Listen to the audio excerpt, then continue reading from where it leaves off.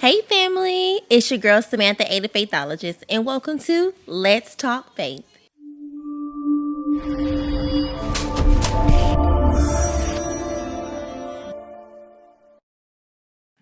Hey family, it's your girl Samantha A, the Faithologist, and we're here with my sister, my wonderful friend and mentor, Samantha Poncere. I'm so excited to be interviewing her today and having her share her tailor-made journey. So, Samantha, Yes, thank you for having me. I'm excited. I'm excited to have you here. I'm ready to go ahead and get started. So I like to start my shows off with the icebreaker, okay?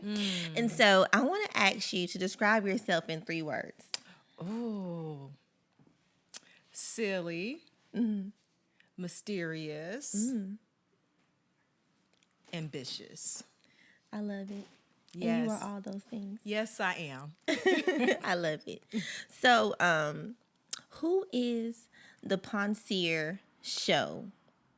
Okay, so let's start off with saying who Poncere is. Okay. So, Poncere is actually my government middle name. And so I do have other professions. So, I'm a licensed therapist, been in the field, in the mental health field, a little bit over 17 years.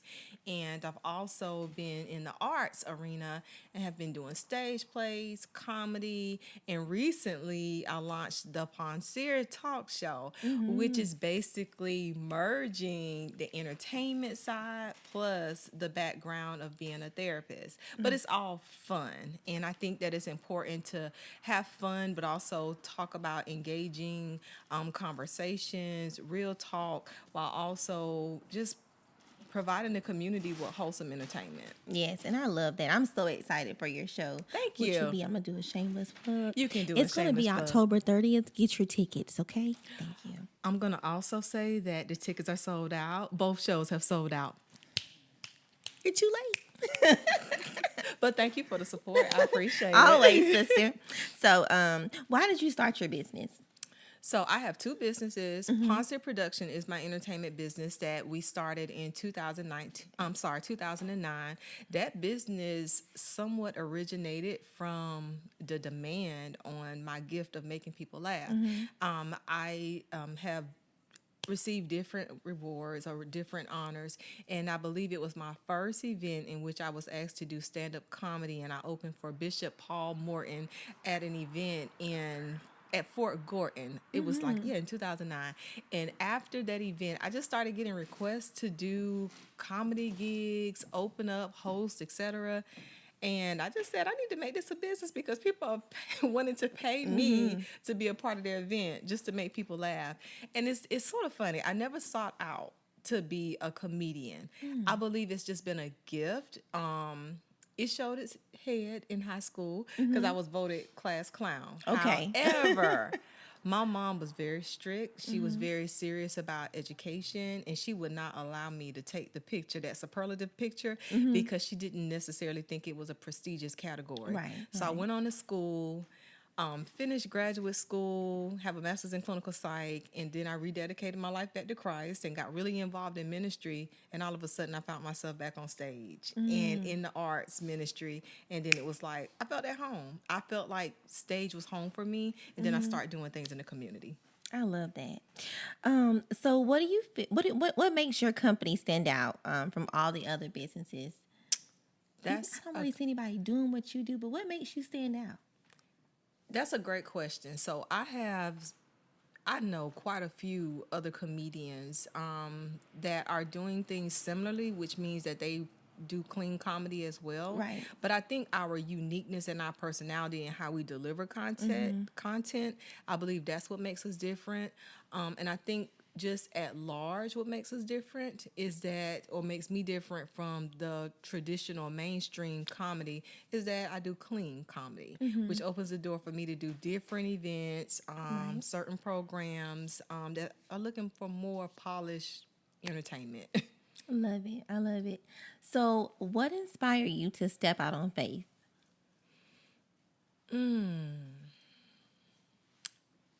I would say many things inspired me to step out on faith. And I don't think it was just a moment that I just stepped out on faith. I feel like it's been a journey. I left corporate Oh, yeah. America doing the pandemic. And I think you really have to have faith to say, I'm stepping away from security. I'm stepping away from PTO. I'm stepping away from this salary. And I'm just going to go out there and be an entrepreneur. I just felt the tug of the Holy Spirit saying, "Hey, it's time to start moving towards autonomy and flexibility." Because I was a leader, I was in leadership and a manager over a psych department at a psychiatric hospital. And during that time, this is pre-pandemic, I was starting to get more booking gigs, increased demand, and I started feeling uncomfortable as a leader being away from my job and my team, but also loving entertainment as well. And so it's going to come a point in time where you have to make a decision. You're going to pursue, because I'll always be attached and married to mental health, but also there's other things. And I believe you can have multiple giftings and use all of them. And so it was one of those things where God was just like, now's the time. And he afforded me the opportunity to do that without being homeless. So people be trying to jump, but you need to jump with a plan. Okay. So it wasn't like I just that. stepped out one day. It was planned. Yeah, yeah, and that's so beautiful. We need that because on my own journey of entrepreneurship, the Lord gives me dreams, and I find myself being so scared. I'm like, "Are you sure, Jesus? You sure you want me to do it?" But every time I do it, it just Absolutely. yeah, and it works out. And I believe also when you're stepping out and you're doing things that are major that could have consequences, I still feel like you should always seek wise counsel. And I did have that as I was making those transitions. So I felt like I was hearing from God, but I also had mentors and those that I trusted to make sure that I was being balanced in my thinking and that it was a check or a confirmation that I was hearing from God. So that's very important to me in any major decision that I make. So, what motivates you to keep going?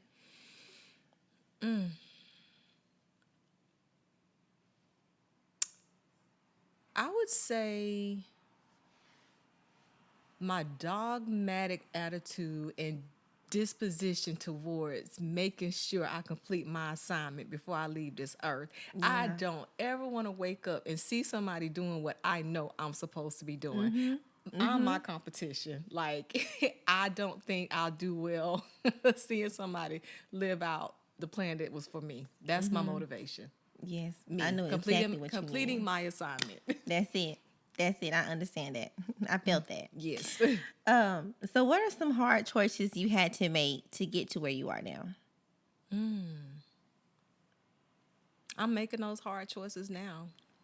Everything that you've listed, everything that you see me doing, I'm doing it scared. This is some of these things I'm just not naturally good at doing. I trust God. I don't try to be perfect. I'm not the most polished. I'm not the best, but his favor is on me and I do it afraid. And I think that's why God can trust me because I don't even try to rely on myself. Girl, you just gave me chills. I love that. So on this journey, how do you prevent yourself from burning out? Ooh, many different ways. I love crab legs and Netflix. But Self-care. Yes. Self-care is very important. It's huge to me. I think it first starts off with recognizing when you're burnt out, when you're feeling stressed, when you're getting irritable, when you're not managing day-to-day activities. But some of the things that I do to ensure that I take care of myself and to prevent burnout, I love vacations. I love traveling. I try to always schedule me time, girls trips, getaways. I have a trip scheduled for next month, just a weekend away. But sometimes I have to unplug, Yeah. turn off the phone, get silent.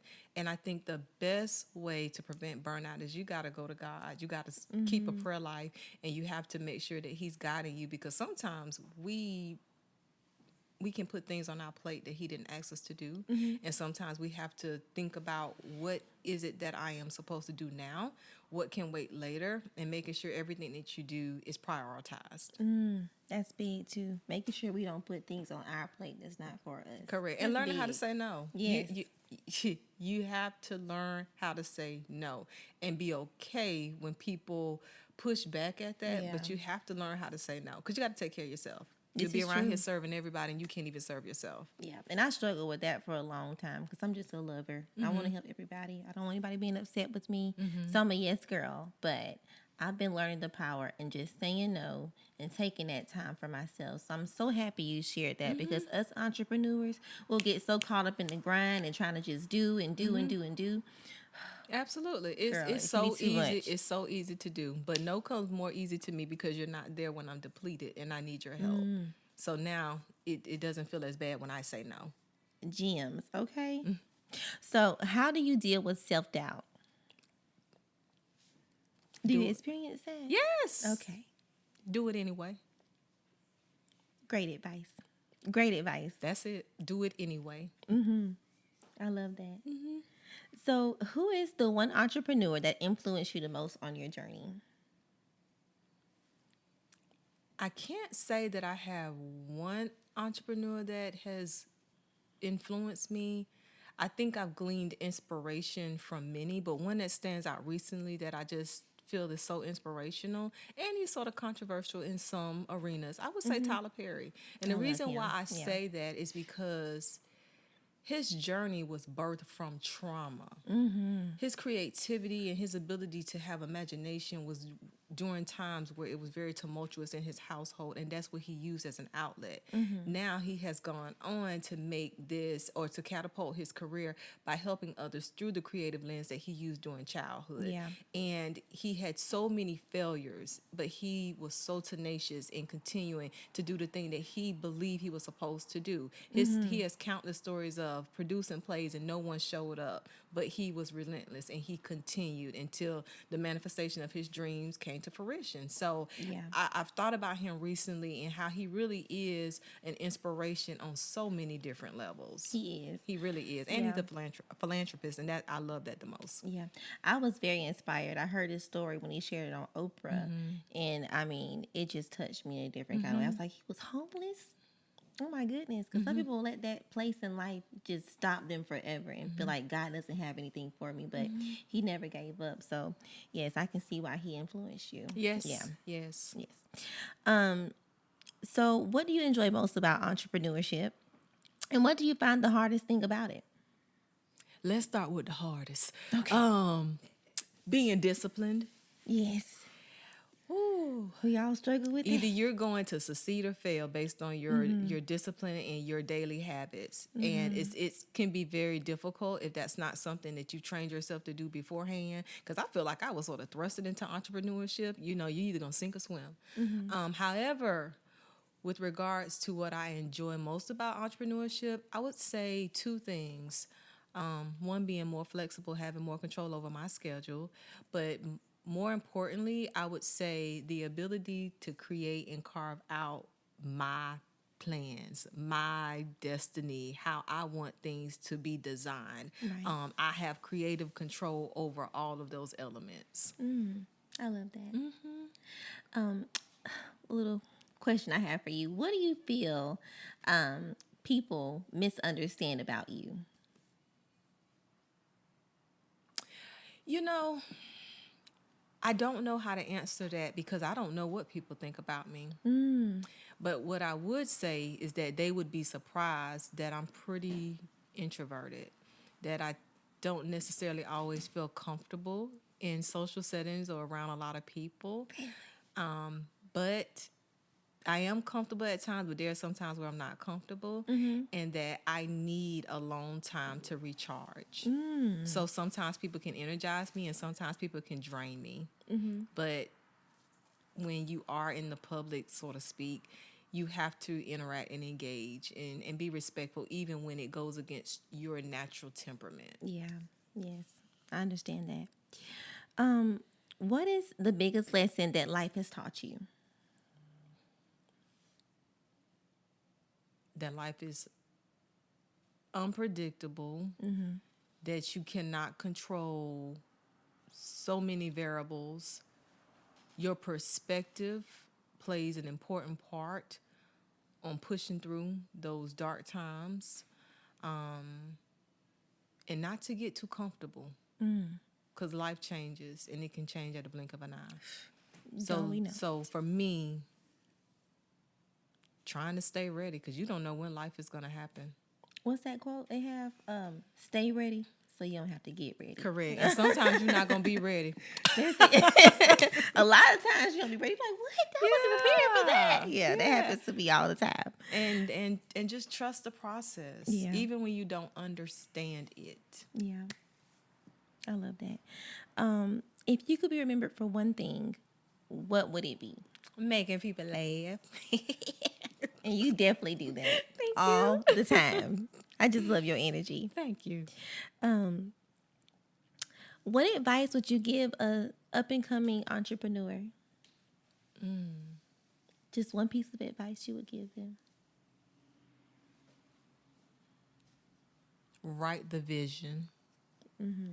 Make sure you understand your vision, understand why you're doing it, and have a plan, and be diligent in executing your plan. But you have to start off with a vision. Yeah. What's your mission statement? What's your objectives? What's your vision? And what's your why?